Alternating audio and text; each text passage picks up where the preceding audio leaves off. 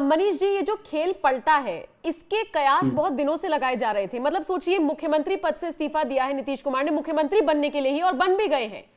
इस बार जो पलटी मारी है, अगर मैं कहूं सिर्फ नीतीश कुमार पलटे हैं तो गलत होगा, पलटे तो अमित शाह भी है। सवाल केंद्र पर भी उठ रहे हैं। देखिए, मैं आपसे एक बात कहना चाहता हूं कि मैं बस इतना ही कहूंगा कि मेरे लिए नीतीश चाचा जी अब आदरणीय हो गए, क्योंकि उनके एक सही निर्णय ने इस देश के सभी यूट्यूबरों को ताकत दिया है। अब इस देश का कोई सरकार, कोई अधिकारी या कोई व्यक्ति जो है ना, यूट्यूबर को उस निगाह से नहीं देखेगा कि तुम यूट्यूबर हो, तुम कुछ नहीं कर सकते हो।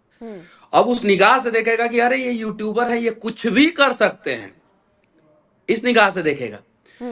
तो नीतीश चाचा जी का काम से मैं अभी भी संतुष्ट नहीं हूं, लेकिन उनके इस निर्णय से संतुष्ट हूं, खुश हूं। और इस देश के सभी यूट्यूबरों को, सभी पत्रकारों को खुश होना चाहिए, क्योंकि आज से 75 साल पहले 1950 में अटल बिहारी वाजपेयी जब राष्ट्र धर्म और पंचजन के संपादक हुआ करते थे, तो उस समय सरकार ने जो है राष्ट्र धर्म और पंचजन को दबाने का प्रयास किया। तो अटल बिहारी वाजपेयी ने अपनी बायोग्राफी में लिखा कि सरकार के तर्कस में उतनी सारी तीरें होती है, जब चाहे तब वो पत्रकार तथा पत्रकारों का गला दबा सकता है, पत्रकारिता का गला दबा सकता है।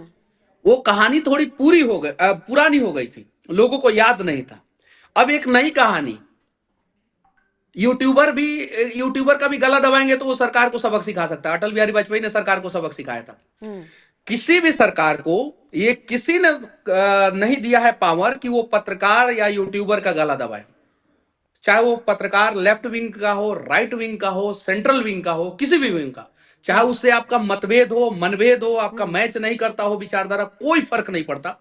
लेकिन किसी भी पत्रकार का गला जो है दबाने का अधिकार जो है ना, सरकार को नहीं है, और नहीं दबाना चाहिए। अगर जब जब सरकार पत्रकार तथा पत्रकारिता का गला दबाता है, तब तक सरकार खत्म होता है। पहला उदाहरण अटल बिहारी वाजपेयी, जवाहरलाल नेहरू ने कहा था एक बार सरकार बना के दिखाइए, 3 बार बनाए वो, पहला उदाहरण। दूसरा उदाहरण, इंदिरा गांधी ने जब पत्रकारों का गला दबाया, आपातकाल लगा के जो है अकबर रोड में सारे प्रिंट मीडिया के दुकानों, प्रिंट मीडिया के ऑफिस में जो है ताला पड़ा 2 बजे रात को, याद है ना आपातकाल जब लगा था। तो क्या हुआ इंदिरा गांधी के साथ, सबको पता है। पत्रकारों ने क्या किया, सबको पता है। अटल बिहारी वाजपेयी पत्रकार थे, उन्होंने क्या किया, सबको पता है। इंदिरा गांधी के समय में पत्रकारों ने क्या किया, सबको पता है। और बिहार में एक यूट्यूबर पत्रकार ने क्या किया है, सबको पता है। तो हमारी ये ताकत है, ये ओवर कॉन्फिडेंस नहीं है, ये हमारा घमंड नहीं है, ये हमारा ताकत है कि भाई हम जनता के लिए, हम लोकतंत्र के चौथे स्तंभ को मजबूत करने के लिए हैं। हम आवाज उठाएंगे, हमारे आवाज पे पाबंदी मत लगाइए। और जब जब आप हमारे आवाज पे पाबंदी लगाइएगा, तब तब हम कलम के ताकत से, हम लोग टीवी के ताकत से, और हम लोग मोबाइल के ताकत से जो है आपको एहसास कराते रहेंगे कि पत्रकार भी इस धरती पे ताकतवर होते हैं। और उनके कहने पे सरकार बनती भी है, बिगड़ती भी है, और कभी कभी सरकार उनके कहने पे गिरती भी है। अच्छा, मुझे ये बताइए, सीएम कौन बन रहा है, डिप्टी सीएम कौन बन रहा है बिहार में? इसको लेकर तो बहुत चर्चा होती है, किसका खेल बिगड़ेगा, किसका खेल बनेगा। लेकिन बिहार की जनता के जो मूल मुद्दे हैं, जो उनकी जरूरतें हैं, जैसे मैं हर साल देखती हूँ जून जुलाई का एक ऐसा वक्त आता है जब बाढ़ आती ही आती है। इतनी सरकारें रही, मुख्यमंत्री तो खैर नीतीश को मैं काफी इतना इंटरव्यू दिया मैं, क्या किया कम से कम शिक्षा व्यवस्था है मनीष जी, शिक्षा व्यवस्था है, स्वास्थ्य व्यवस्था है, पलायन नहीं रुक रहा है, समस्याएं तो जस की तस बनी हुई है। क्या बदल रहा है बिहार में? मुख्यमंत्री भी नहीं बदल रहा है ना, चीजें बदल रही हैं। चलिए ठीक है, इन तमाम चीजों के बीच में बिहार के बाढ़ पे चर्चा तो हुआ, बिहार के पलायन पे चर्चा तो हुआ, बिहार के शिक्षा व्यवस्था पे चर्चा तो हुआ। जब चर्चा होगा तो सुधार होगा, लेकिन चर्चा ही नहीं होगा तो सुधार कहां से होगा? पहले चर्चा होता था, नीतीश कुमार जी ने ये कहा, तेजस्वी जी ने ये कहा, सुशील मोदी जी ने ये कहा, सम्राट चौधरी जी ने ये कहा, विजय सिन्हा जी ने ये कहा, विजय चौधरी जी ने ये कहा, अशोक चौधरी जी ने ये कहा, ये सब चीजें, संजय जायसवाल जी ने ये कहा, नित्यानंद राय जी ने ये कहा, चिराग पासवान जी ने ये कहा, पप्पू यादव जी ने ये कहा।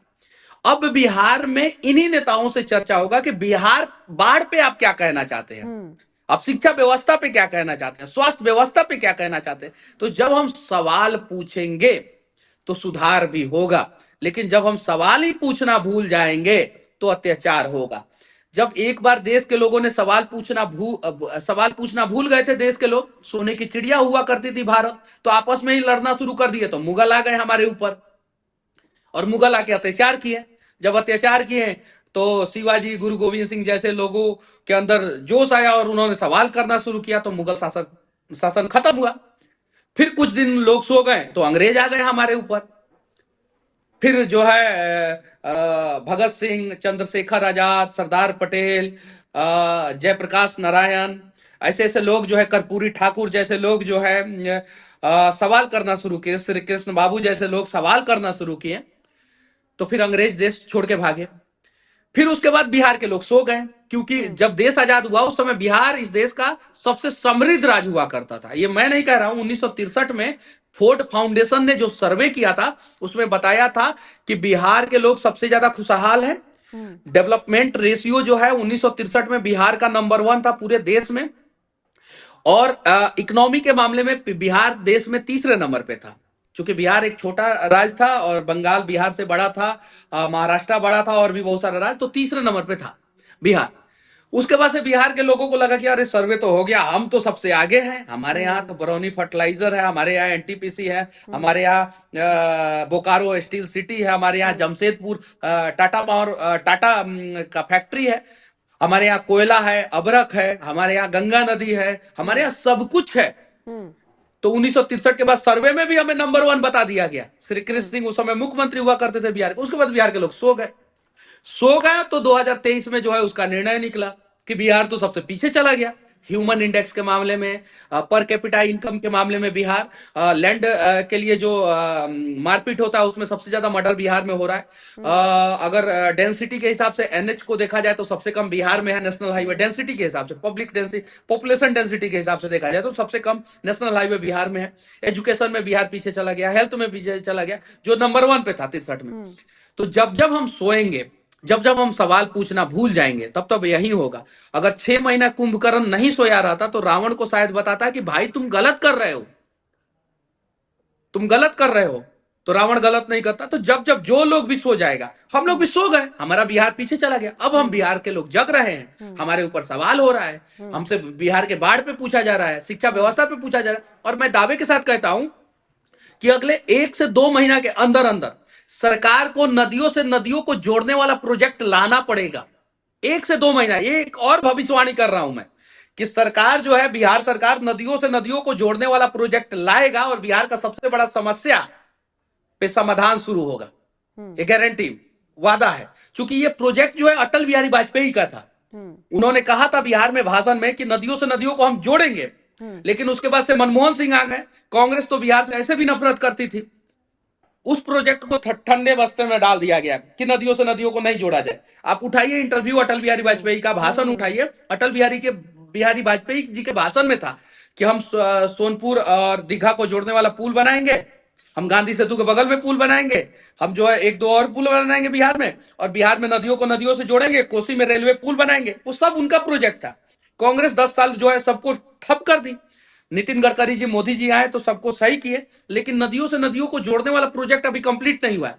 तो हम नरेंद्र मोदी जी से विनती करेंगे कि जैसे आपने नर्मदा का पानी जो है गुजरात के रण, कच्छ और राजस्थान तक पहुंचा दिए, 542 किलोमीटर दूर पानी पहुंचा दिए, तो वैसे ही गंगा नदी के पानी को, कोसी, बागमती और गंडक नदी के पानी को जो है वाटर लिफ्ट करके जो है दक्षिण बिहार में पहुंचाया जाए, और इन सब चीजों पे चर्चा होगा और इन सब चीजों पे काम होगा।